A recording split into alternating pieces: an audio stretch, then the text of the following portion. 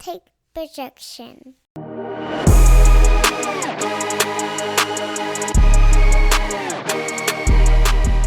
Welcome everybody to Takin On Sports. I am TD. That is Greg. Greg, how you doing this week?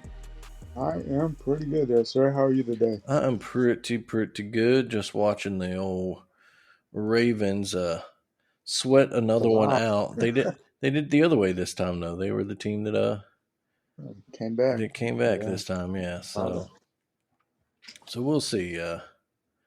Lamar Jackson hurting that game, so that's definitely something to watch for. That's a big. Yeah. Could be big there, but hopefully it's not too serious. Yeah, hopefully for Ravens fans, indeed. All right, y'all, let's start. Of course, I guess the big story of the weekend and day, the college football playoff is set. Not quite what we thought it would be, but pretty close. Pretty close. Yeah. Pretty close. The final count, of course, is Georgia, the number 1 seed. They will play 4 seed Ohio State in the Peach Bowl. Number 2 seed Michigan will play number 3 seed TCU in the Fiesta Bowl. Ohio State sneaks back in thanks to Utah beating the shit out of USC in the Pac-12 championship game. We'll get to that in a second. Michigan and Georgia won their title games easily. TCU did lose in overtime to K-State, despite just a hell of an effort by old Hacksaw Duggan there. But it's funny. So, they get the right teams, Greg? Yeah. I mean, I definitely say they got the right teams. You hate, and that's going to be the thing that's going to be beautiful about getting to 12 teams is you hate to see a team that got blown out in their final game of the regular season be able to sneak back in like that with Ohio State. Mm-hmm. But other than that, I mean, they still got the 4 teams right. I guess the biggest shock of the weekend, as you alluded to, of course, was not just USC losing, but USC getting trounced on Friday night.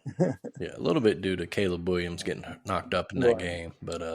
But even then, I mean, that Utah defense was nasty. It is. And I got something on them again. We'll get to the title game recaps here in a minute. But, that was just a nasty ass whooping right there. Georgia did the same to LSU. LSU fought for a minute there, but Georgia just too much for them. I agree with you. It's the right teams. I mean, I don't really think Ohio State deserves a bid any more than any other team, Alabama, Tennessee. You might as well just give Georgia a bye in that one, but someone's got to be there, right? And so, right, somebody had to be there, and I guess process of elimination, only 1 loss on the season. Mm-hmm. No matter how they ended the season, I guess still the committee's going to look at that as a little bit better than what Tennessee and Alabama overall. Yeah, I guess what you're looking at is, Ohio State blew out teams pretty consistently. A couple struggle wins here and there, but and I guess their best wins were Penn State, Notre Dame, and Penn State ended up, I believe, top 10 in the rankings, didn't they? Right, yeah. So that's they did. Better than anything Alabama's got. Their best wins ended up being Texas and Mississippi State. I don't even think Ole Miss finished top 25 in the rankings. So Tennessee's best win ended up being Alabama, but they also got blown out by South Carolina. So, if you're going to pick a team, I guess Ohio State was it. But I imagine Georgia will do what Michigan did to them because Georgia and Michigan are very similar. Right. Yeah. That Michigan. I'd say the only questionable thing about that game altogether, even in the 20-point win yesterday, that Georgia secondary, boy, they did give up 500 yards. That's true. Yeah, maybe Ohio State with a month to game plan or so that can maybe those athletes they can finally live up to their potential. But we'll come back to all that in a second. Sure. I think TCU, I think deserved it too. They had just a great season. Right. They put up a hell of an effort, lost in overtime to a giant killer team that just always does this in a game that shouldn't be played in the first place. It's ironic because the only reason the Big 12 pushed to have a title game despite, only having 10 teams was because TCU got screwed and left out the first playoff. 14. Yeah, when they should have won. And that was, oh, look Yeah. at here, the Dolphins' first play of the game, long touchdown. Wow. Oh, man, that offense, killer. That's huge. But, yeah, so now TCU, despite having beat K-State already this year, had to play them again, and this time K-State got the better of them. Yeah. But committee did the right Right. thing. I think, you as I a mean, I guess the only shocker there is that they didn't move at all. I mean, I understand why they didn't move because, I mean, they didn't want to see the rematch already with Ohio State, Michigan. Mhm. But usually, you lose in that title game. Even if you stay around, you move down. But I mean, I understand why the committee did what they did. But kind of surprising compared to other years where we've seen, even uh, last year when Georgia was getting in the playoff, they dropped down after Alabama beat them in the SEC title game and Yeah. stuff like that. And part of that is another reason, again, why I say it's just dumb for them to do weekly rankings. Have a BCS type formula, do that show every week. Yeah, Let ESPN exactly. create some rankings of their own and use that as a tool. But Exactly. you just put yourself in tough situations if you're the committee and you have to Right. release these rankings every week, because then everybody's like, oh, well, what did Alabama do to jump up, or what did Ohio State, instead of just being like the committee looked at the entire season and decided these are the 4 teams that deserve to get in, Exactly. And I thought it was, funny throughout the week, just how many outside, talking about Alabama, especially outside the Alabama fan base, and then even inside our own fan base, how many people are talking, oh my gosh, Alabama's going to somehow get that 4 seed, especially as the dominoes fell on Friday and Saturday there. So Yeah, it's yeah. pretty funny CBS with to see their some of Gary that. Danielson's little checklist of everything that needed to happen, and it happened. But I Yeah. never thought for a second there was a I, serious I mean, chance. I No. didn't, but I mean, there were definitely a lot of people in both camps that were really thought somehow we were gonna pull that forward. I was like, my goodness, like what have y'all been looking at this season that garner that? I mean, I understand, but just with the losses that we took Mm-hmm. and just the fact, I mean, basically, I mean, we're in that 5 spot more of our name than anything, Mm-hmm. but that's Yeah, exactly. name and past accomplishments more than anything. Yeah, and I think it was who you're looking. If it's Alabama versus TCU, I think that's no question. It's TCU deserves it more. Right. They got all those Oh top yeah. 25 wins, big wins, blowout Right. wins. I mean, they did. Whereas I Alabama mean, they didn't did have. everything that they. Yeah, exactly. Yeah, TCU earned it. Alabama, despite they lost them, and Saban. That was another thing you mentioned. So many people upset this week, especially at Nick Saban, because why? Because Nick Saban was sticking up for his team. Like you What don't is he have. gonna say? Oh, we don't need to be in the Yeah, playoffs. Of course, exactly. he's What do gonna say people we need to be in expect him to the say? playoffs. That's so stupid. People just anything that Yeah, they Saban were like, says, "Oh they my want to. gosh, Yeah, why would he go on TV and beg?" But what coach doesn't? yeah, If they have that opportunity and they're in that realm of teams that could possibly be in, why not? Who isn't gonna say, "Oh no, we don't need to be in the playoff"? Of course, you're gonna yeah, stick up for your guys, no matter what you actually feel. And he may have, who knows what he actually felt, but either way, you're gonna give it your all to give that committee one last thought before they make those selections. exactly. And that's just some Bama and Saban fatigue because if Dabo does that, everyone's like, "Oh, Dabo, look at him. He cares about this." It's He's a funny guy. yeah, it's bullshit. What a guy. Exactly. So, but yeah, everyone. eh, Your argument there, if you're trying to argue Bama, isn't over TCU. It's over Ohio State because Ohio State's best win, like we Exactly. said, I mean, is that's the thing. Yeah, yeah. everybody's like, "Oh my gosh, you're gonna jump TCU." No, the committee obviously Mhm. had. I mean, people I think were thinking the little name, the smaller money, the smaller fan base was the one that was possibly going to get left out. And in reality, little did anybody know, as we saw by the final thing, it was if anything was going to be left out, it was going to be the Buckeyes. Yeah, and that would have been the team to leave out. If you're arguing Bama versus Ohio State, Bama's lost their 2 games on last second plays. Uh, Yeah, Ohio State got blown out at home in their biggest game, and their best win was a team that Penn State. Like we said, they finished high, but at the same time, their 2 losses were the only 2 worthwhile teams they played. So how yeah, the two big games they played but exactly. they only lost 1, and that's better than losing 2. So Right, um, exactly. So that made sense for for the X's and O's and Mm-hmm. and just where we're at in college football there. Yeah. No, yeah. And like we said, it might be a moot point. Georgia might blow them out anyway, or maybe Ohio State gets in there and knocks off Georgia, and they earn it either way. But yeah, dumb of people to get mad at Saban for sticking up for his team. Funny to watch everyone panic because everyone. It seemed like so many people just convinced themselves that Alabama was going to get in somehow. Yeah, but yeah, I as an Alabama fan, of course, would love to see my team, and especially because of how how much it would have pissed off people. Yeah. Yeah, that'd been the best part. They would have been the best part. But I definitely, a part of me also has no desire to watch that team, this particular Alabama team, playing another high stakes game. Especially against. Yeah, especially Georgia, or I imagine that's what the matchup they would have set. But who knows? Georgia, the one. Yeah, no way. I don't think we get blown out just because that's Alabama rarely gets blown out. But it would have been in a fashion that I don't think we would have necessarily got blown out, but it would have never really been in danger of really winning the game. I'm probably 10 to 14 point type of game, just because Georgia's would have probably done the same game plan as they had for the national title game, and I think that based on our play calling and our way of not adjusting, I think that it would have probably been similar. Yeah, there's no, kind of like last year after Jameson got hurt, there's nobody to take the top off that Georgia defense, and but we'll move on. The other big news with the college football playoff this week was they officially will now expand to 12 in 2024, starting with the 2024 season. So next year will be one more of the 14 playoff, and then we expand. The last hurdle they had to get over was the Rose Bowl.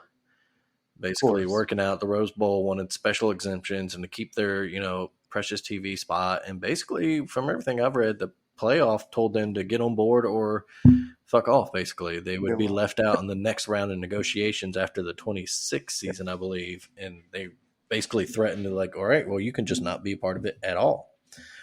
Exactly. So good for them, because the Rose Bowl has always had an overinflated sense of self-worth and importance to the college game. And tradition, great. Rose Bowl, it's a beautiful stadium. It's always fun to watch. It just means more to Pac-10 or Pac-12 and Big Ten fans, I'm sure. But yeah, it's not anything more important than the Sugar Bowl or the Orange Bowl. No, exactly, yeah.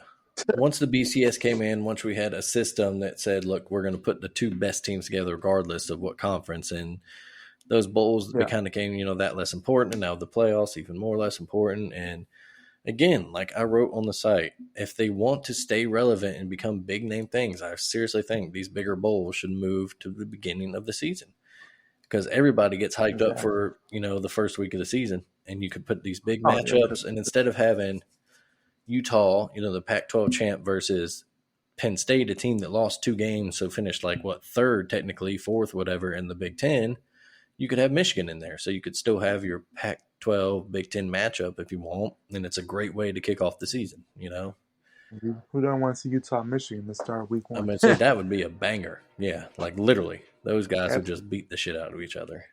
That'd be such a physical game. It would. That'd be a fun game to watch start the year, yeah. But so it goes. We'll move on. Let's see. We'll recap the title games real quick. We'll just do alphabetical order. ACC title game, Clemson beat the hell out of UNC. Not much there. Clemson will move on. They will play Tennessee in the Orange Bowl. So the Orange Bowl with 2 big orange teams. Should be a fun one. A lot of scoring, I imagine. Yeah. A lot of scoring. I think the biggest thing I took away from the ACC championship game, and probably what should have taken place much sooner, is they got away from DJ early and they brought in a freshman, and he coasted the victory. So I would assume that DJ will probably be in that transfer portal very quickly. Yeah.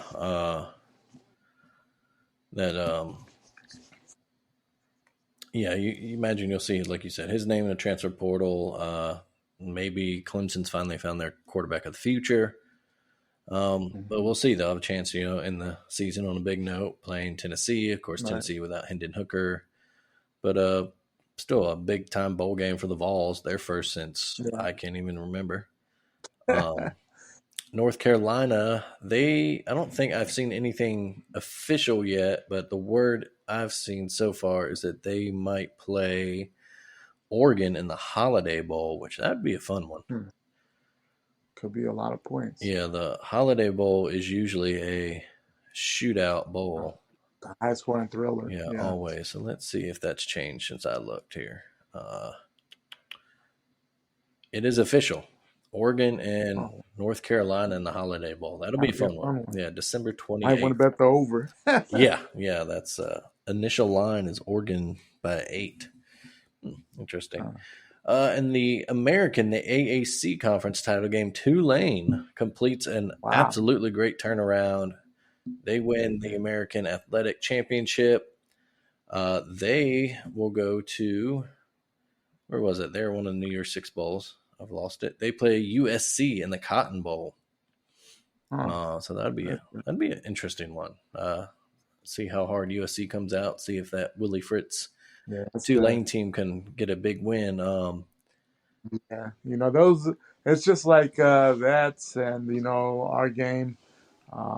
Just the bigger name sometimes in that lose situation you win. Oh, you are supposed to win. Yeah, you lose. So it's kind of a lose situation. It's just always interesting to see how the team that,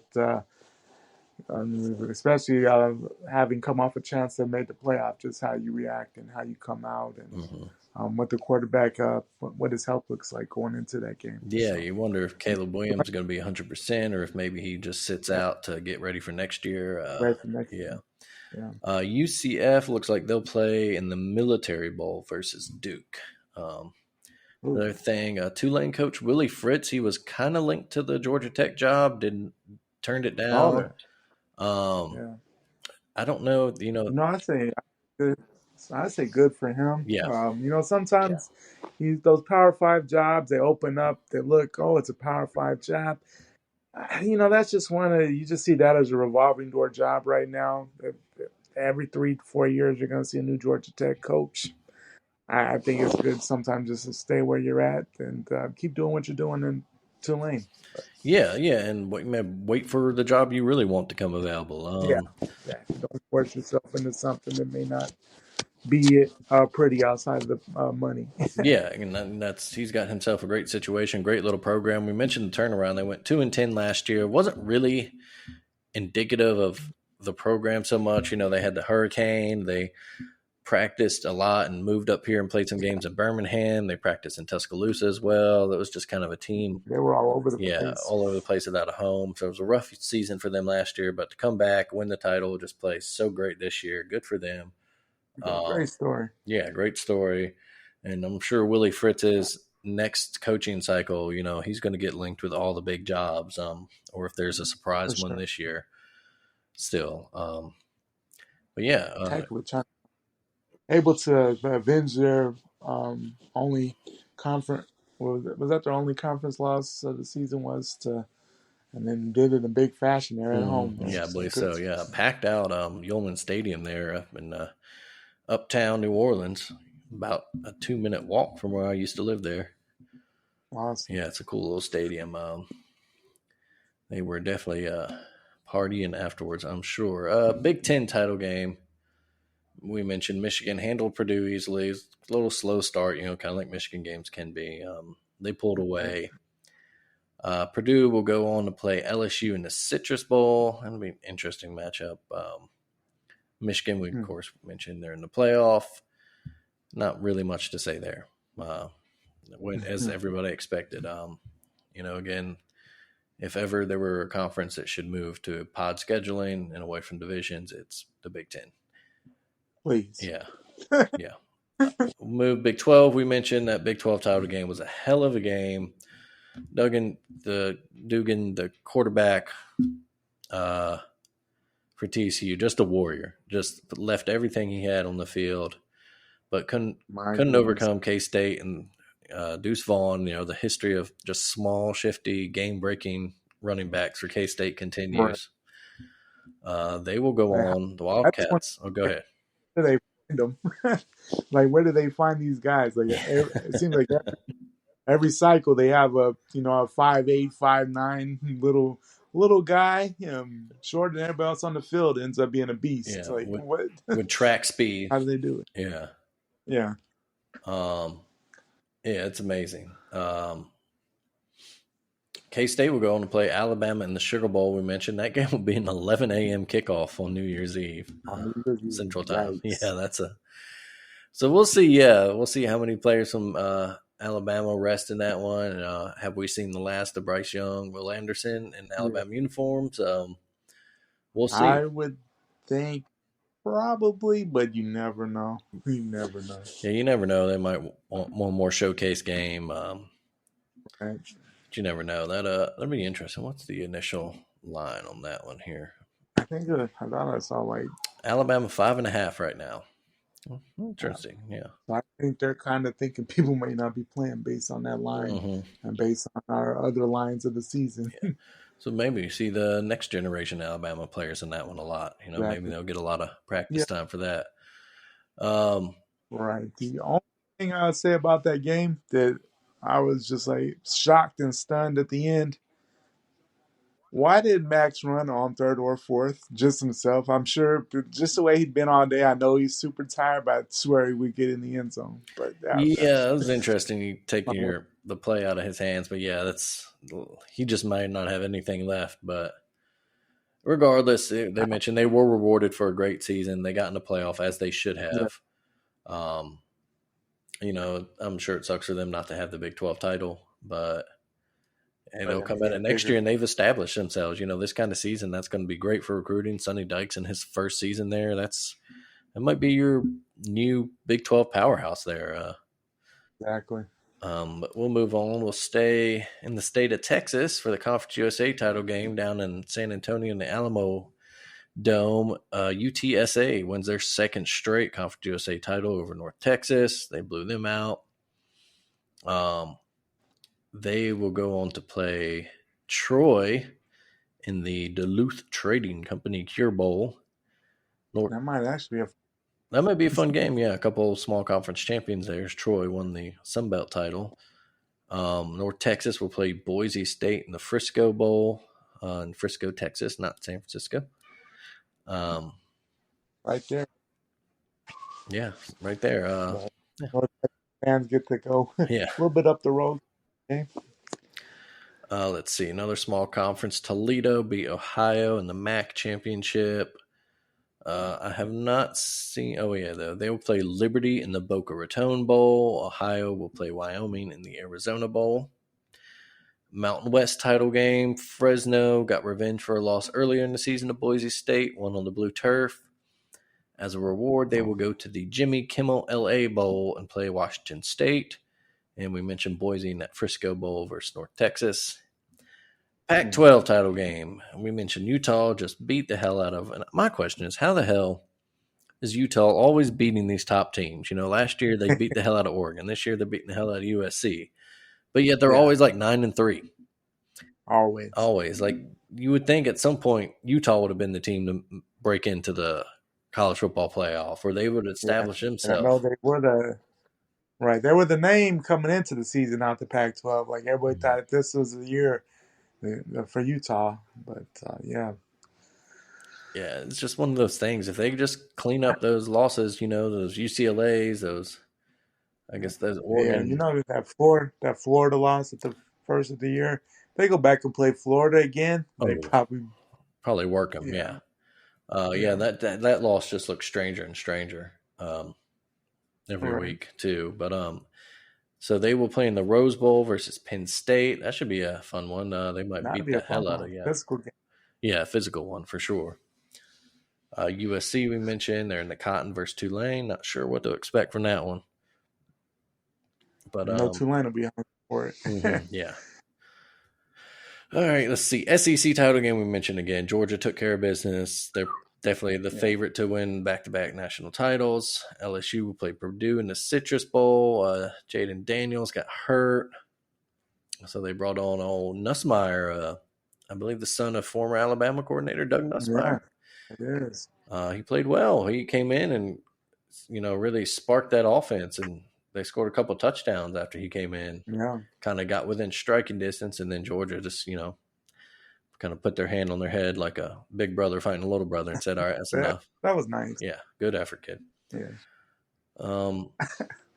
Let's see. So that is Georgia's. Nope, they did not win the SEC title last year. That's right. But so Georgia's first SEC title since. Let's see. They didn't win 2020. Been a while. Yeah, it's been a while actually. Thinking about it now. The last time I remember, and I mean I could be off, was probably was it 07 when they ended up playing Hawaii. No, they didn't even make it. No, yeah, they were an at-large. Florida beat Alabama, or no? Yeah, it would have been a Florida year. Gee, is it when they beat Arkansas back in like 2003 when we were in school? That is because I remember they played Arkansas. Interesting. Yeah, I'm trying to rake my brain right there, but that let's see here if we can't find this history there, because they lost to LSU in 19, lost to Bama in 18, 17. That's right, when they got revenge on Auburn, they beat. Oh, that's right. Auburn, Yep. After losing and that saved. We should remember that saved us. Yeah, that's right. Yeah, put Alabama back in and second and 26.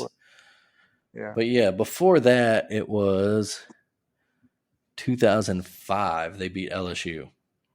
DJ Shockley, the MVP of the game. Yeah, that's a throwback name. They beat. He's a sideline reporter for them now. I was in the car one day when Georgia was playing it, and had on XM, and yeah, he's a sideline reporter for Georgia. Oh. So in case you want to know where he was at. All right, one more title game. We mentioned Troy beat Coastal Carolina in the Sun Belt. Like we said, they're playing UTSA in the Cure Bowl. Coastal Carolina will go to play East Carolina in the Birmingham Bowl here. Right here. That'd be an interesting one. Coastal is losing their coach to Liberty. Is that really a move up? I mean, maybe I guess Liberty has more money. I think that's it. Probably Liberty has more. They'll throw more money at it, and I guess if you're that type of evangelical almost, I don't know how much your faith has to do with you taking that. Hugh Freeze, obviously, that was a big part of his deal, and we'll get to him in a second. But I don't. That seems like kind of a lateral at best move, but it's probably a money move. Liberty has probably the best resources of any group of five. Yeah, because I was shocked at the money that they threw Hugh Freeze. Yeah. Before he left, but yeah, they threw him a big contract. They had money like that to throw at Hugh Freeze. My goodness. They got that Jerry Falwell scam money. So, but yeah. Oh, man. So that is it for the title games. No real big surprises. Just like we said, the way that Utah did it. But I don't think anybody was surprised that Utah beat a big team and ruined the Pac-12's playoff chances yet again. Again, they're going to kick them out the conference. I was about to say, they're going to be back in maybe the Big 12 or back in the Mountain West before long if they don't keep it up. They're like, listen, this is not in the script. Yeah, either that or stop losing these damn dumbass regular season games. Right. Go unbeaten. Lose one game. Do it to win your other game so this one gets us into the playoffs. Mm-hmm. Oh, man. But we mentioned some coaching changes here. A big week here. Wow. And interesting week. Yeah, very interesting week. We'll start. I mentioned Hugh Freeze. I'll start there. Sorry, I'm looking for the link to the Athletics coaching carousel page. That is really handy to look at all of the moves made. But Hugh Freeze is in at Auburn. It's a decision that they made. Off the field reasons, I think everybody knows. It's just, Auburn's supposed to be very, they're all about family and taking care of each other. And I think right now, if you're a female Auburn student, grad fan, then you're wondering, does the school actually give a shit about you, given Hugh Freeze's history? Not just the extramarital stuff, but the allegations. The high school stuff is actually way more disturbing. Yeah. If you haven't, if y'all really want to see someone dive in expertly on it, this past Wednesday's the Shutdown full cast. They did just everything you could want on it. They really got into the high school stuff at the academy where Hugh Freeze coached. At the Christian Academy. Yeah, and just disturbing stuff about, 8th grade girls and stuff. And then, of course, there's this thing and everyone who says, like, oh, in the past. No, the past is this summer. He was sending private messages on Twitter to, a young lady who is currently suing Liberty for covering up a sexual assault of her by a football player, or, Yeah.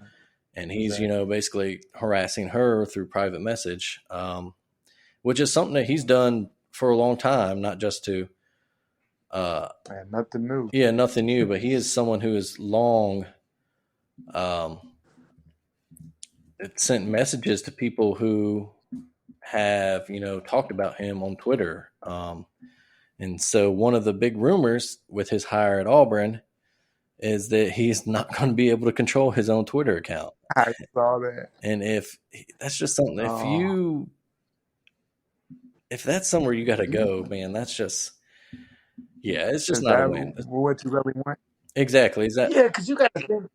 Go ahead. Yeah, you got to think like he's going to be going into these players' homes, selling this and that. These moms are going to know the backstory, and some of them are going to look at him, be like, "What? Okay, yeah, it's going to be hard." Yeah, or how many moms are going to tell their son, like, absolutely not, or how many of these? I'll smile with him when he's there. As soon as he leaves, hell no, son, you're not going. Or how many of these kids that grow up, maybe, a situation like me, I grew up with a single mother. If I was a football recruit, that might have, that would have troubled me. Yeah. Or how many guys that have, 3, 4 sisters or something like that, grow up in a house of females, that's troublesome. Like I said, again, listen to the Shutdown Fullcast this week, folks. One, it's just a great podcast anyway, but two, they really dove in on all the off field and why it's troublesome, particularly how he tries to use his faith as like kind of an excuse and a defense, like he's, it's a reclamation project, and it's sickening, and it's troublesome for Auburn when they had such a great story in Cadillac right there. We talked about it last week. Why not promote him and spend that money that you paid Hugh Freeze on some top flight assistants and coordinators? And I'm sure Cadillac could have, welcomed. I'm sure someone would have been happy to join his staff. I mean, absolutely, well connected football community, and seems to be well respected by a lot of people. So I'm sure he could have put a pretty legit staff. In addition to, I mean, people that are on the up and coming or been around a while. I mean, who top assistant in a SEC team? Well, man, you're gonna get a lot of hits, so you're gonna be able to put a staff together. So yeah, I don't think they would have had any problem building a staff around Cadillac. It would have made been great for them, for, like you said, that sense of community and just all the emotional aspect of it. How hard they played for him in the past. And he has a clean slate. Yeah, exactly. I've never heard anything negative about Cadillac or heard any off stories that's, very questionable. No, the only negative things that we've heard about Cadillac, we said ourselves when we were sitting in that stadium when he took that first play to the house on us in the 2004 Iron Bowl, Yeah. And, I mean, we had more trouble with Carlos Dansby's mom then, as we were sitting in front of the players, the families. That was so funny. Yeah. I think about that all the time. Oh, yeah. Hey.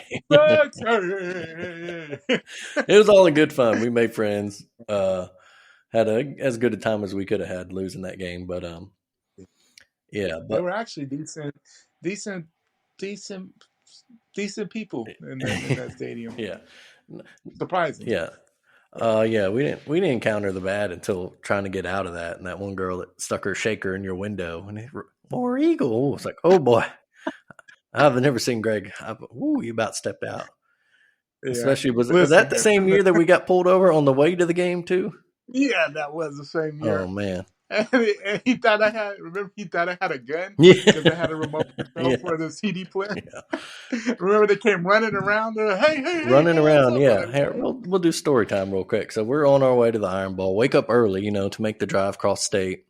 I'm going to meet, I believe we're meeting my dad and his friends for their tailgate. Right. We're going to tailgate a little bit before. And we get pulled over for speeding. Greg, rightfully so. Greg was doing a little hot, but it's okay. And so we're sitting there, and the one officer's talking to Greg, driver's side, and he's doing his thing. Then all of a sudden, the other one whips out his gun. Passenger, hands on the dash. I have no idea. It is too early in the morning for me. I'm sitting there eating my breakfast. Noah, what? Hands on the dash. Boom, just slam them on. They get us out the car. He goes diving in the back seat, roots around, and pulls out a remote. We're dating ourselves now, folks, but to all the kids listening, so what you used to have to do to have CDs play in your cars, you had to put it in your Walkman, and you had to have a little adapter that had a little cassette plug, and you put that in your cassette player, and that's how you listen to CDs. Well, Greg had a little bit of a remote for it that couldn't have been more than like 2 inches long and skinny. You wouldn't even notice it. And the cop pulls it out and says, "Oh, thought this was the barrel of a gun." And it was the stupidest, dumbest damn thing ever. Greg's hot. We got pulled out, searched. Searched. They're trying to. He still gave me the ticket. Still gave the ticket, and of course gave us, "Hey, roll tide, guys," on the way over. Tried to claim that I had a suspended license, which first of all, I was like, 1, I'm not driving. 2, I don't have a suspended license. Well, that's not what our computer says. I'm like, well, your computer's wrong. Sorry, I don't know what to tell you. I don't have a suspended license. And again, I'm not driving, so it really doesn't matter, does it? But then when they asked us if we had any beer or any drugs in the trunk, we said no. And they're like, all right, cool. All right, have a good day. Yeah, it's like small town cops, y'all. Just don't get pulled over and by them. Or actually, was it a state? I can't even remember now.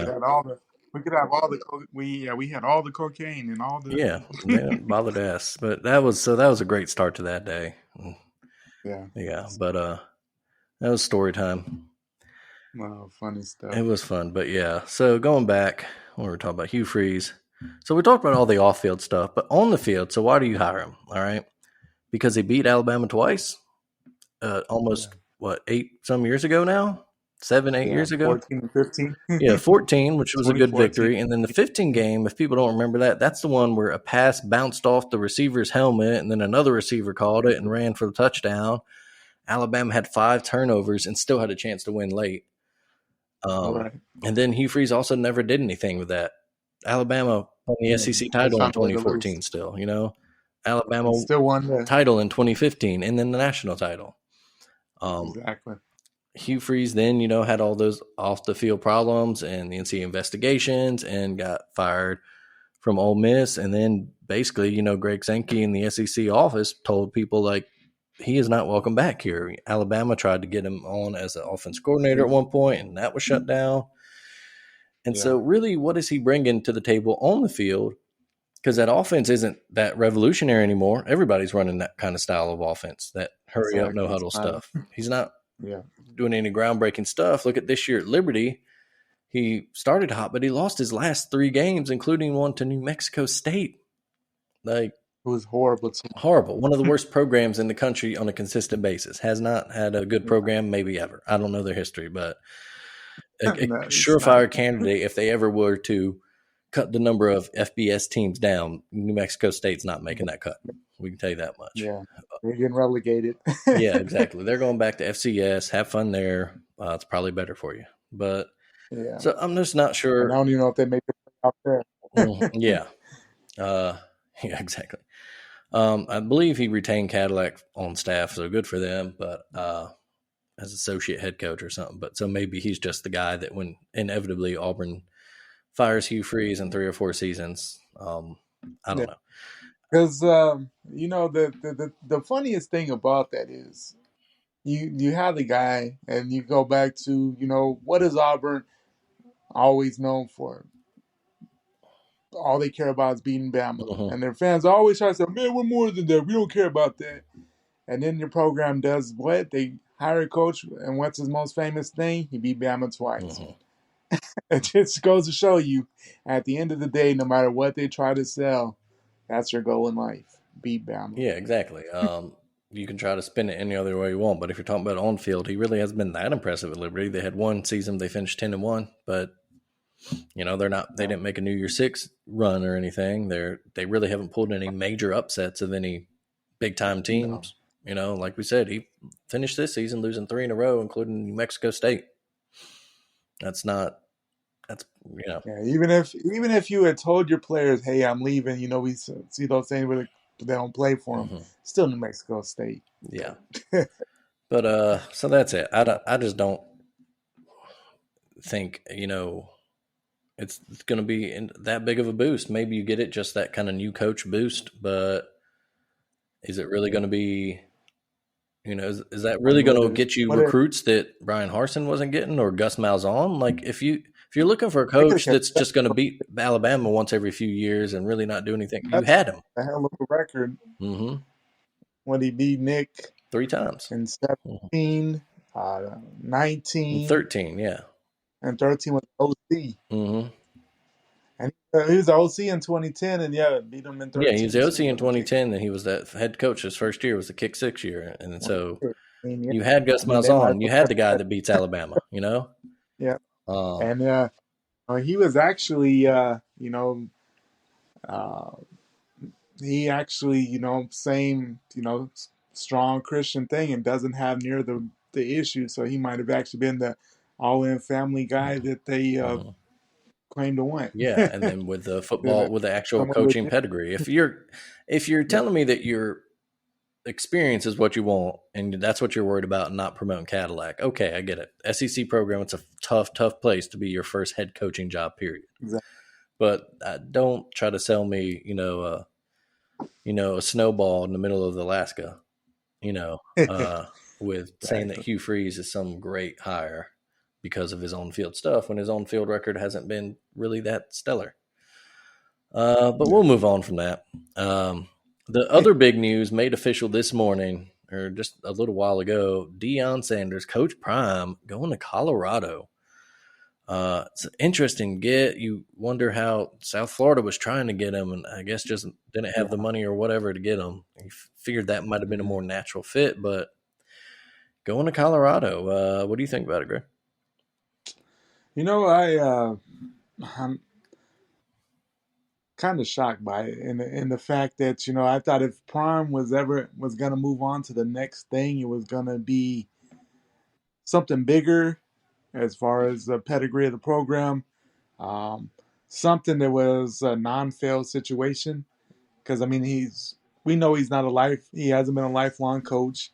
His overall dream wasn't to be a head coach.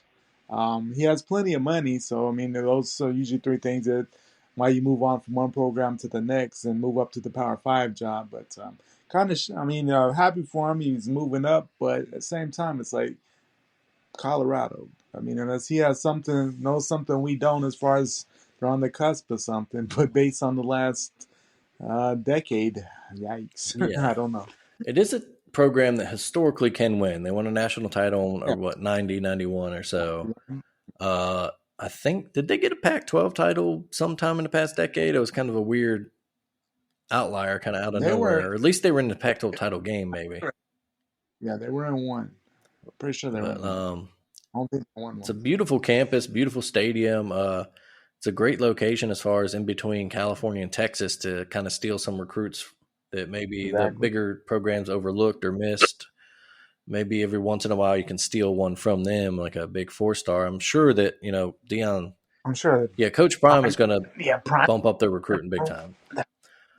Yeah. And one thing I read too this morning was with it, they are going to change some of their transfer policies that have made it tough for other coaches to kind of work the portal and transfer from other schools. And that may allow Coach Prime to bring a few of his guys from Jackson State with him, including his son, the quarterback. He's bringing his kids with him. Yeah, big time recruit they got, Travis Hunter, right? Yeah. So that'd be interesting if they are committing. You know, that is the place I think you can win if you commit. You know, I don't know what their facilities are like. If they need to upgrade them, which I'm sure everyone does. You know, these days. Yeah. But I mean, my understanding, just from people from Colorado, is that, you know, it's Denver Bronco country, and they only really get super hyped when Colorado is good. When they're down, it's kind of Yeah.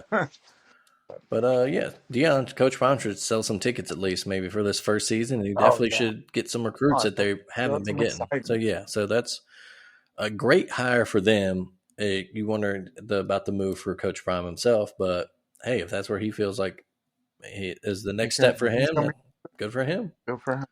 Yeah. Um, I'm sure those the Coach Prime ain't swat crowd is happy that he's going now.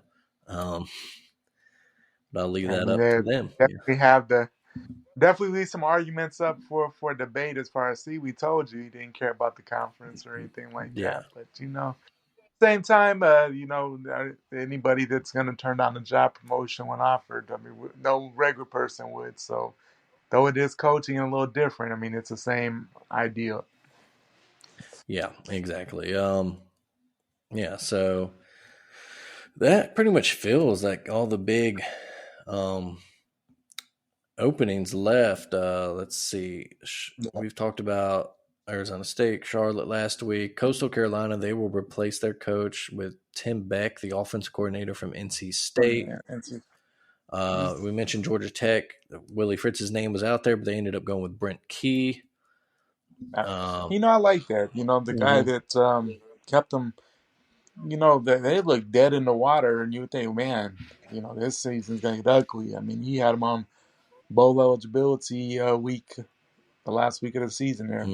Yeah, so, I mean, and that's a lot to be said sometimes. Those guys, if they rally around the coach, why not give them a couple seasons and see if he can continue it, especially at a tough place like Georgia Tech. Yeah. Let's see.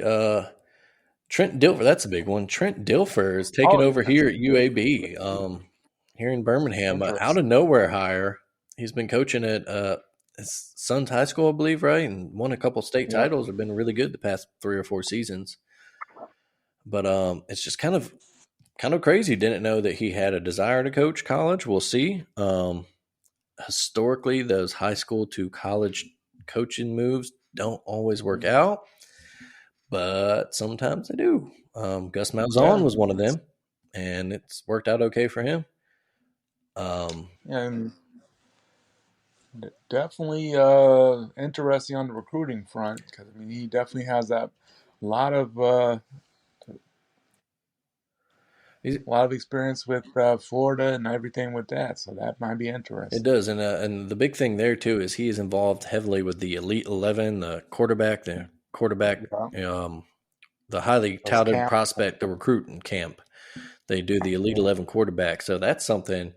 Those are something really change mid-major, smaller programs like UAB when they get just that 1, 4, maybe 5-star quarterback in that changes everything. So if Trent Dilfer can do something like that, and that's and there's a lot of excitement around UAB anyway.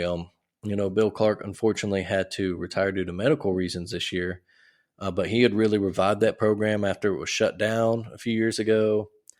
They have this beautiful new stadium here in downtown Birmingham. I've been to it for a concert. I haven't been for a game yet, but it's a great place. It's a great location. It's right there down the street from campus. So students can get to it very easily. It's right off the highway. It's just a great little classier than Legion Field. yeah, right. Little better shape than old Legion Field is these days. But so that's an exciting hire, I think, for UAB. That's something I'll be interested to watch. Might go see my first UAB game then next season now. That's definitely an interesting hire. If anything, it's going to bring some publicity and some attention to the program. Exactly. And as I'm looking at this list now, it seems like the biggest opening left is Stanford. And the only name I've really seen, I haven't paid much attention to it, but the big name I've seen that's possible for Stanford is Greg Roman, the Ravens, the Baltimore Ravens' current offensive coordinator. And I know that wouldn't break your heart. please, football gods. Stanford, you should hire him. He's a great, awesome coordinator. Great guy. Great coordinator. It'd be horrible to lose him. Yeah. Yeah. But yeah. Oh yeah, the other one, Nebraska getting Matt Rule there. Yeah, we talked about that last week, I think, didn't we? If we didn't, that's a great hire for them. Especially if you've seen, I don't know if you subscribe to The Athletic, they did a good story this week about him and his wife went kind of incognito undercover to visit Nebraska during the game weekend earlier this season after he was fired by the Panthers. And they love the environment. He seems kind of a Midwest type guy. And that's the type of program. I think that's a really good hire. And I think he'll, like we said, get them reviving programs. And they put money into their program there. They will always have fan support. Nebraska fans love Nebraska football. You can, attest to that being out there. Yeah. And like we said, they're probably not going to, they're not going to get back to what they were under Tom Osborne back in the day. They're not winning 3 titles in 4 years. They're not dominating the sport. They just want to get back to bowl eligibility, 9-10 win the year. Yeah, exactly. Every now and again, knock off, the Michigan, Ohio States, maybe steal a Big Ten championship every few seasons or every, once or twice a decade. Yeah. And then with the playoff expanding, that's, at-large berths are possible there. Yeah. They go, 9-3 in the Big 12. The Big 10. And, that some years might be a top 12 season right there. Yeah, exactly. But yeah, so that's a good hire for them. South Florida they got Alex Golish, Tennessee's offense coordinator. So that's interesting. Yeah, it's an interesting hire for the USF there, keeping that kind of offensive, identity or getting back to it. They used to have it, and then, the Willie Taggart and all that. That's kind of it for big. There's still some openings. Cincinnati still has to. That's probably the biggest one left now. Cincinnati and Stanford. Cincinnati still has to fill it out. No real news on that. There, of course, have been Urban Meyer rumors and all kinds of things. But we'll see if Cincinnati wants to go that direction. But other than that, you got Cincy, Florida Atlantic, Stanford, Tulsa, UNLV, and Western Michigan are the job openings right now. I think that's it. Unless, Greg, you got anything else in the college football world?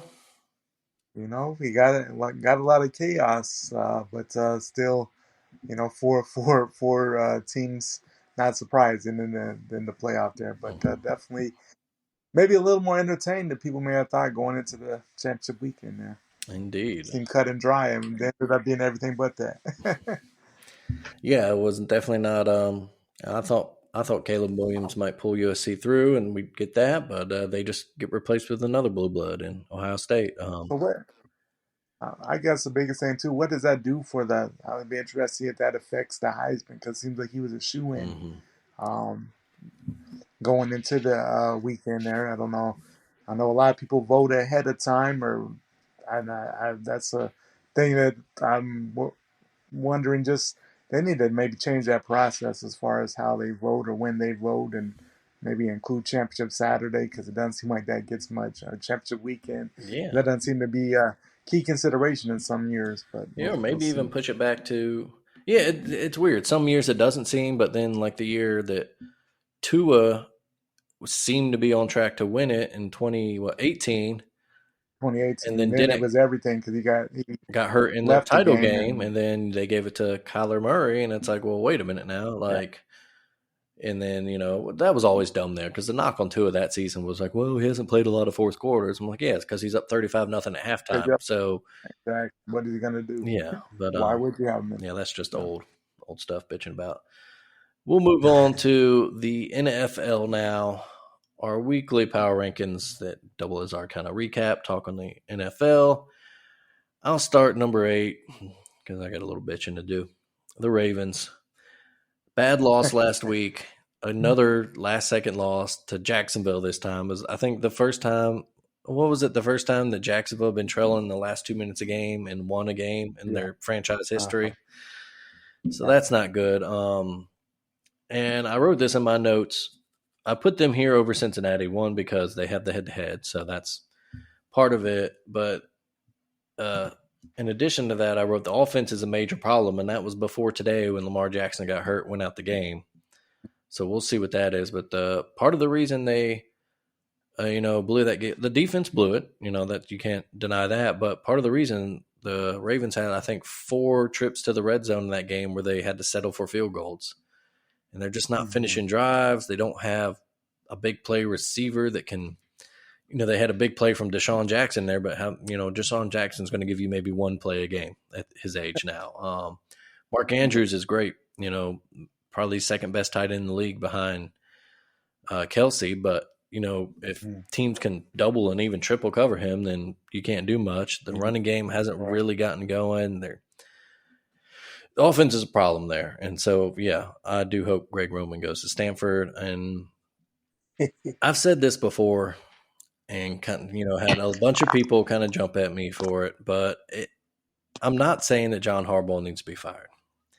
I'm just saying that every program, every sports franchises do this all the time. Guys win plenty of championships, and then they just kind of their time comes to an end, and the franchise, needs to look at a fresh start. And I wonder, is that where the Ravens are? Like, is John Harbaugh just done as much as he can in Baltimore? He's a great coach, and you'd hate to lose him to someone else in the NFL. But is what he's doing there, is it working anymore? Do they need to try something fresh with Lamar to get him to stay and re-sign him to a contract? Or is it just as simply as telling John, like, look, you got to modernize the offense. Maybe this power offense isn't working. I think those are things that need to be discussed. Obviously, there's still a lot of time left in the season. Lamar might get healthy, but again, like with the lack of just star power in that receiving core, with the running game not being as strong as you would hope if you're a Ravens fan, and then the injuries. Ronnie Stanley didn't play today. They're banged up in the secondary still. Lamar went out. J.K. Dobbins is still on injured reserve. Rashad Bateman's out for the season. I said this online, but it's kind of similar to what we were dealing with at Alabama a few years ago.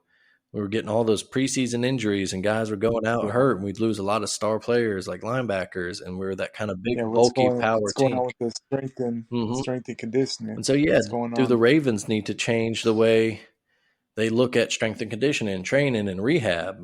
They kind of made some changes in the offseason, but do they need to make wholesale changes? And that's just my little Ravens rant right there. Who do you got number 8?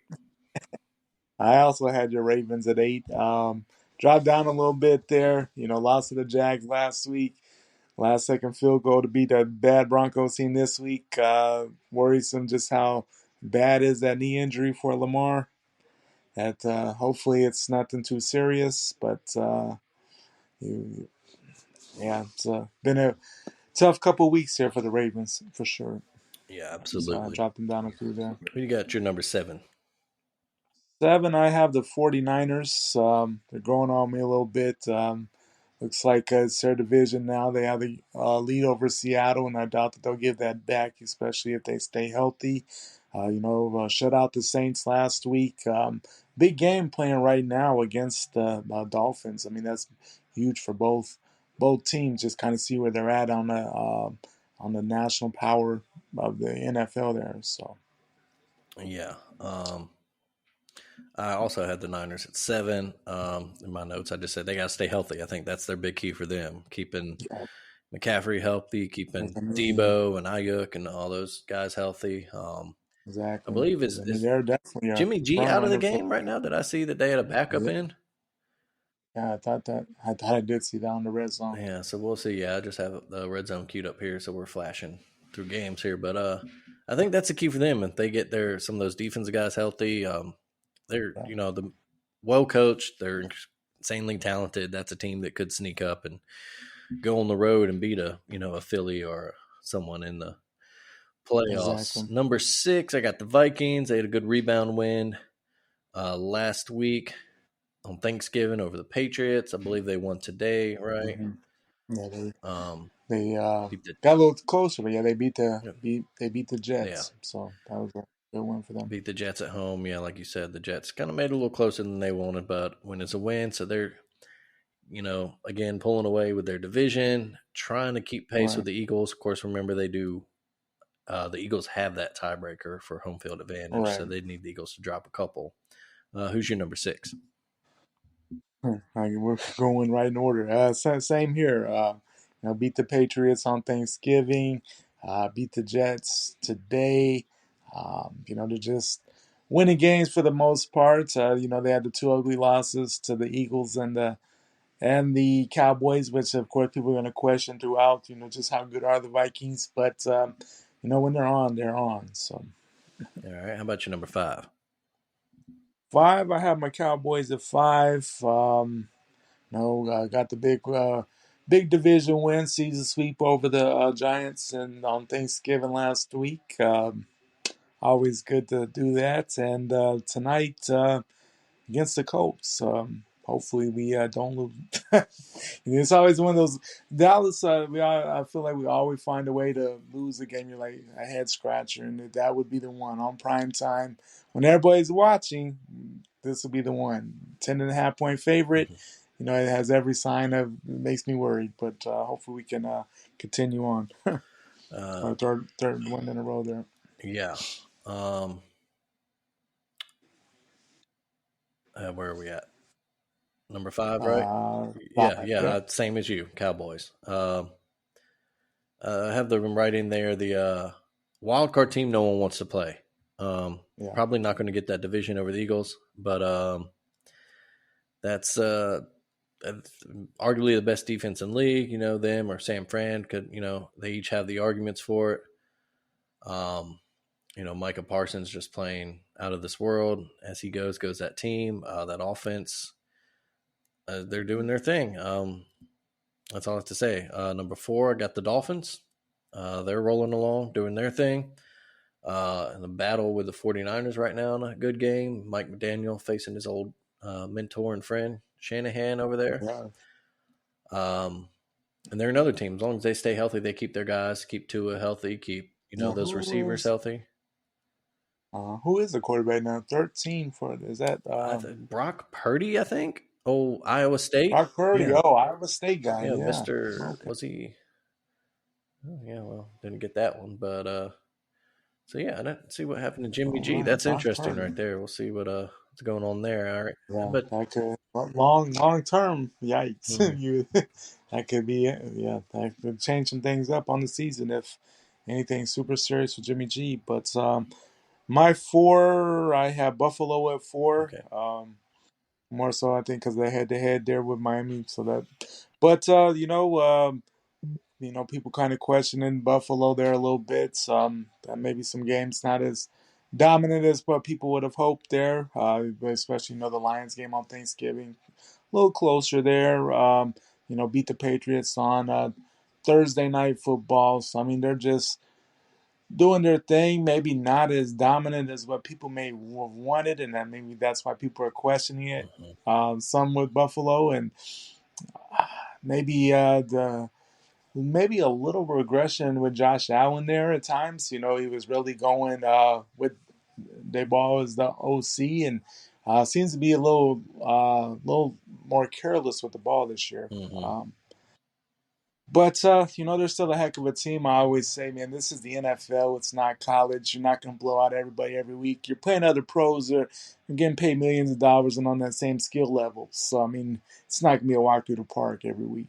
So No, for sure. How about your number 3? 3. So I do have the Dolphins at 3 there. As Tua is there and then going, they've been winning games there. Beat the Texans last week. We've already mentioned in the big game with the 49ers today, currently 10-10. And, I think that is just going to give us a good idea just where these teams are. Very much contenders. With honestly at this point, Super Bowl contenders Mm-hmm. on both sides there. Yeah, we flip flop. My number 3 was the Bills. My note for them was, is how actually healthy is Josh Allen? You mentioned those Yeah, turnovers. You mentioned I've seen some things, listened to some podcasts where they talk about he doesn't quite have that same zip on the ball that he usually does. And, he's a guy that likes to trust his arm and try to throw in a tight window. So if you don't have that pop, that's a big thing. yeah. You mentioned the Dolphins do, as of right now, have that tiebreaker because of their head-to-head win. They'll on the 11th the 18th. They will get their rematch in Buffalo. That'd But yeah, the should be a Dolphins. fun It's one. a close. They're in the middle of a little tough 3-game road trip right now. It starts today in San Francisco. They go to the Chargers next week, and then Buffalo the week after. And then they Thanks. finish home with Green Bay, at New England, home with the Jets. So they'll have to earn it. if they get there. But they're currently winners of 5 in a row. So, but yeah, like I said, number 3, the Bills. It's about, again, another team that we're getting to the point of the season where teams just, you worry about injuries and got to stay healthy. They need to make sure Josh Allen stays healthy. They hope they get Von Miller back before the playoffs or for the playoffs. Yeah, I mean, that's the thing. I mean, if Josh Allen isn't healthy and you guys are probably going to make the playoffs, like, do you maybe see if he needs to sit a week or two, maybe get his, get some rest on his shoulder or whatever the injury is, just because, I mean, Buffalo can beat teams in Buffalo. Or, I mean, I don't think being on home or road really is going to be make or break for Buffalo. So, yeah, and I did just see on that Sunday or the red zone. Obviously, I have it muted here, but it's a little graphic flashed up. Jimmy G is out with a foot injury of some sort for today's game. So that is something to watch for the 49ers going forward. I just saw that. Yeah. Thanks. But yeah, number 2, I had the Eagles bounce them back up after their big win over the Packers last Monday Night Football, where they just ran all over them. They went through them, over them, around them, and by them. If that running game, they're obviously not going to do that every week in the NFL, but if you can get that running game going. In addition, they had a big game through the air today, a big win over the Titans. Yeah, big win over the Titans. AJ Brown, dominant win over the Titans. Yeah, dominant win. AJ Brown, a little revenge game. Jalen Hurts, just on 35-10 was the final score. He threw all over him. I think he ran for a touchdown as well. So yeah, they're kind of in control for that number 1 seed, home field advantage in the NFC. Yeah, and that's big. Who's your number 2? Yeah, I mean, number 2, same as you there. Eagles. Big win, dominant win last week at Green Bay. This week against a Titans team that is known for slowing teams down, making it their type of ball game, and the Eagles were not having that today, and they took it to the Titans, put up points. As good a win as you can expect. Playing against a quality opponent there, so big win for them. All right, and that means your number 1, the Chiefs. The Chiefs, yes sir, blew out the Rams last week and down early today against the Bengals.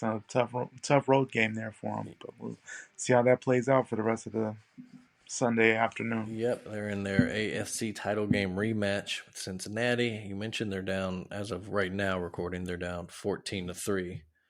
14-3. Yeah, and they're just, we've talked about it. There's really just so much you can say about the Chiefs at this point. They're, as long as Pat Mahomes is on that team, they're going to go far.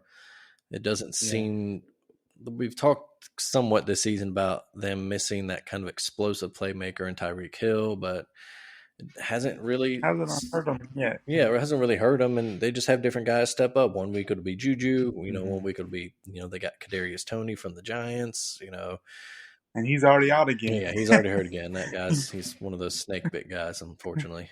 Yeah. I saw that on the thing this morning. I was like, my goodness, that man can't stay healthy to save his life. Yeah, but again, you got, if you have Pat Mahomes and Travis Kelce with Andy Reid calling plays, you're in pretty good position. That defense has been very improved for them this year. So we'll see how that shakes up today as they chase. Well, let's see, who is the actually, now that I think about that, I'm not really sure who's winning the home field. I believe the Chiefs right now are winning the home field advantage for the AFC. Yeah, I believe so, because I know I had the win over Buffalo. Let's see here. Pull this up real quick. I got it here. Yeah, KC is right now 9-2, so they have the lead over Buffalo. Yeah, as it is right now, it'd be KC has that bye and home field advantage. Buffalo would get the 2 seed. Baltimore would get the 3 seed. Tennessee would get the 4. And then a bunch of teams fighting for those. That's crazy to think about, that Buffalo or Miami will be a wild card team. Yeah, no one. Yeah, so as of right now, if you were to stop right now, your playoff, Buffalo would host the Jets, in the first round. Baltimore would host the Bengals, some division matchups, and then Tennessee would host the Dolphins. Obviously, a lot of those are going to change. Baltimore is going to play Cincinnati the last game of the season, and again with that Lamar Jackson injury, we'll see how that affects them going forward, if he's healthy or if Huntley has to step in for a few games. That could definitely change the division there, because the Bengals have been looking better, and Jamar's back this week, so yikes. Yeah, just made a nice one-hand catch, was out of bounds, but yeah, that's just a team full of weapons. Yeah, that offense, if they can protect Joe Burrow, that's their key thing. They just got to keep him upright because that offensive line is still struggling. Yeah. But that should be it for our NFL talk. We'll finish up today some World Cup. They've moved on to the knockout round. Of course, the U.S., they gave a valiant effort against the Netherlands. They just don't have the horses to beat the top team this year. No. And then that's really the key. They put in great effort. They're a high-energy, high-pressing team. They were the youngest team in the World Cup, and that inexperience definitely showed. They were attacking and pressing the Dutch high early on, and then when the Netherlands got a chance on when the Netherlands got a chance on the counter, they finished it. They put their chances home. Christian Pulisic had a great chance in the opening minutes to score an early goal, didn't put it away, and Netherlands took their first chance for a goal, won 3-1. Yeah, once it got 2-0, I was like, man, we're not gonna score 2 goals. No, it's over. They scored that one and made it close, but then Netherlands had one more in the tank to put it on ice. And that's just really where you're at for the U.S. men's team right now. They need to find a score. They don't have a striker that reliably can put goals in the back of the net, and they probably need to tighten up a little bit on that back line on the defense. They did put a great effort in, but as we said, also they're the youngest team in the cup, I believe, that or the second youngest, and so they're going to mature. They're going to add stars. A lot of potential. Yeah. A lot of hope for the future. And the 26 World Cup is, a joint effort. It's going to be a lot here in the U.S., so they'll be playing in front of home fans. So that's something to look forward to. For sure. Of course, you're always disappointed not to go further, but that's a good effort. That was a tough group they got out of, and they played hard. So I don't think anybody really thought we were going to beat the Netherlands. I mean, it's you always hope. There's no moral victories in sports, but I mean, they go from no World Cup to the knockout round the following time. I mean, big improvement over that 4-year period there. So. Exactly. Elsewhere in the knockout round, Argentina beat Australia. They will play the Netherlands on the 9th. That'll be a fun one to watch. England and France both win easily in their first round games. They will face off on the 10th against each other. That will be probably the highlight of the quarterfinals. You'd have to think, just right there. Yeah, France just playing great, and despite all the injuries they've had, they don't have Kareem Benzema. I was kind of shocked at how they dominated Poland at that 3-1. 3-1, 3-1 over Poland. England beat Senegal 3-0. They're getting goals from everywhere. Harry Kane scoring. They're getting all kinds of goals from anywhere. England's such a dangerous team. France is such a dangerous team. That'll be a really fun game to watch. Fun one. And maybe that just shows how impressive we were able to get that tie with England. I mean, consider they've done the rest of the way there. I mean, they've been putting up goals left and right. Yeah, really. Yeah, not just to draw with them, but just shut them down. Like they never threatened a goal. Like never at once did you really worry that they were about to put one in. Let's see. Tomorrow, Japan and Croatia face off, and Brazil and South Korea. And then Tuesday, Morocco versus Spain, and Portugal versus Switzerland. That'll finish out the round of 16. It should be a lot of exciting stuff. By this time next week, we'll know who the semifinals are. Nice. Greg, anything else from the world of sports you want to touch on? Not a whole lot.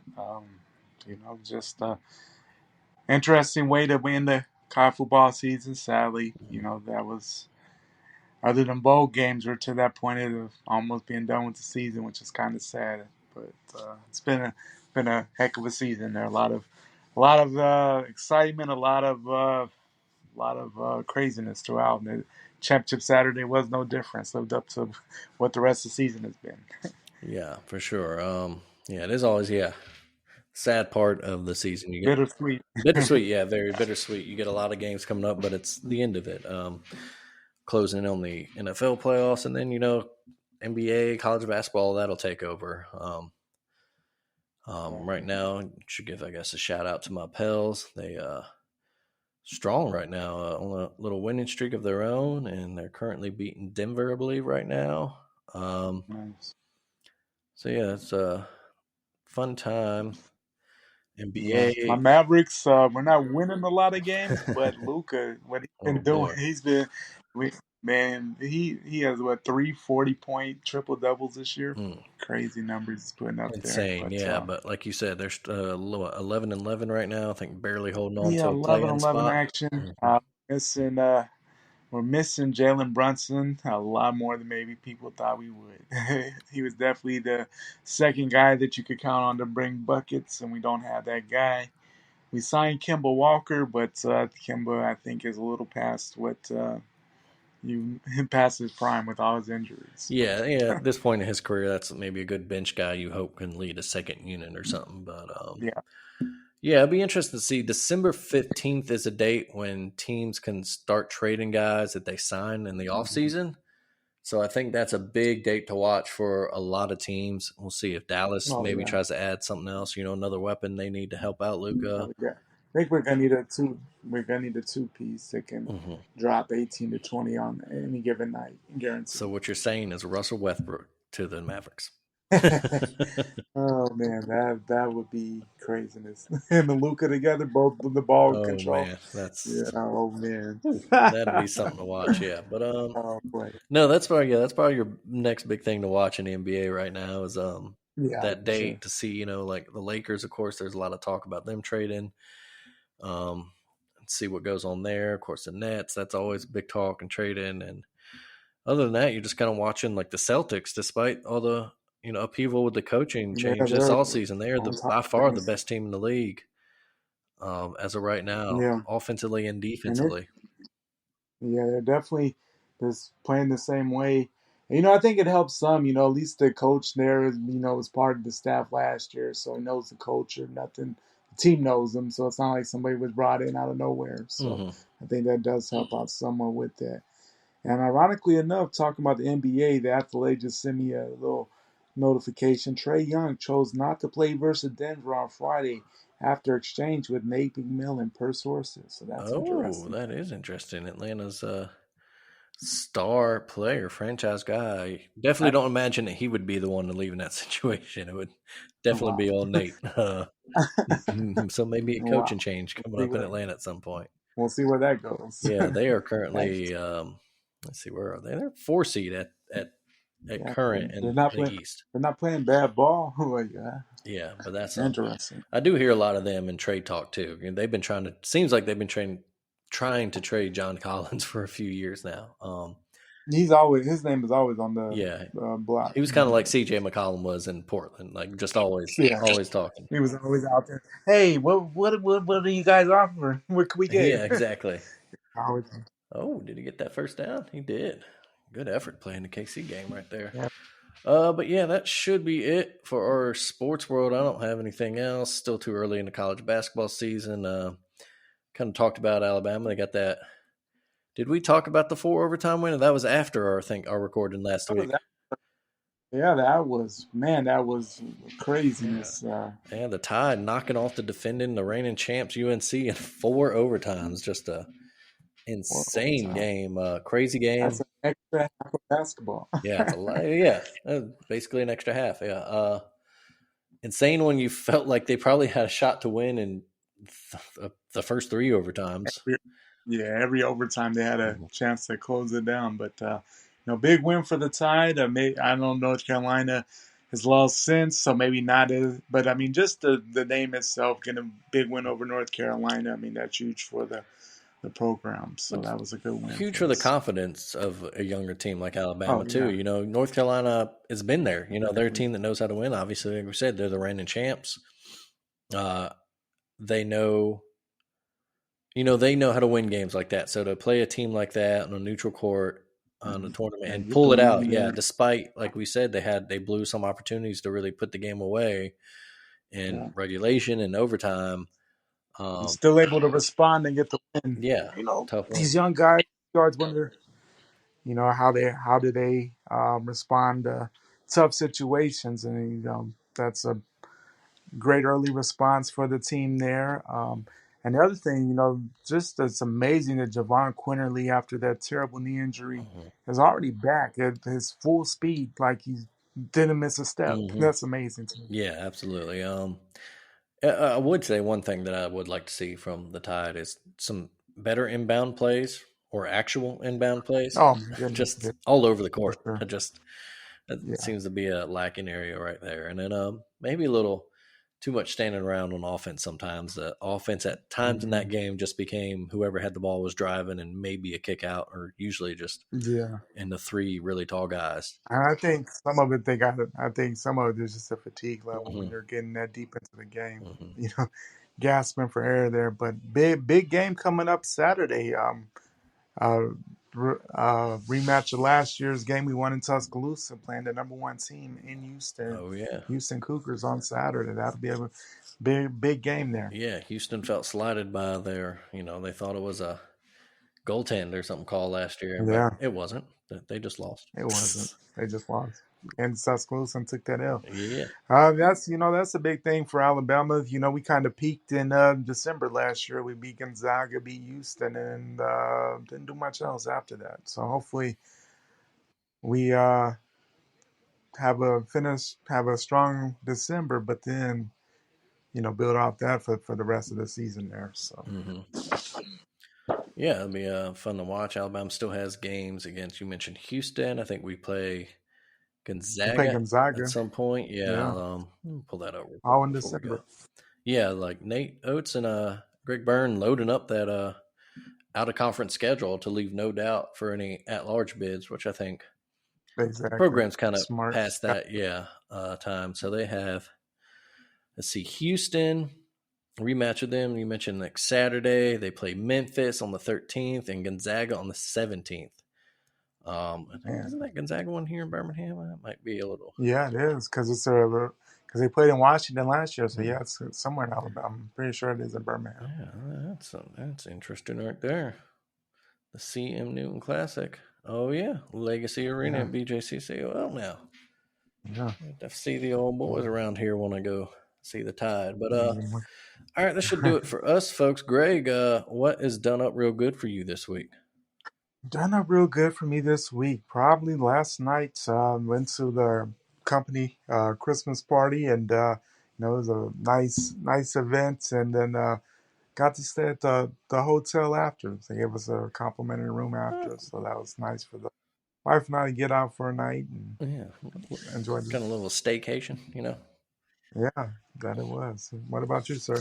I'm gonna say my fantasy team done up real good today. Needed to win, despite, in my opinion, having one of the most best rosters in the league. Just Uh-huh. struggling. Just one of those years where I'm like second in scoring, but also second in points against me. So it just depends on the week, Yeah. and I needed a win today to get into Exactly. the playoffs. And right now my team is Uh-huh. humming along. Thanks in large Right. part to Jalen Hurts, of course. He had a huge day. Big, Yeah, big that was. day. Big day. Yeah. So yeah, don't want to jinx it, but as of right now, looking like I will pull out the Looking victory, good. slide in those Awesome. playoffs, and then Hey. hey, anything can happen then. All right. Once you hit the playoffs, yeah, it's anything. Hmm. You never know. Exactly. But that is what's done up real good for me this week. Boys and girls, we will see you next week, I imagine. Until then, keep it done up real good yourselves out there. Greg, have a good one, buddy. You too, buddy. See you Sunday.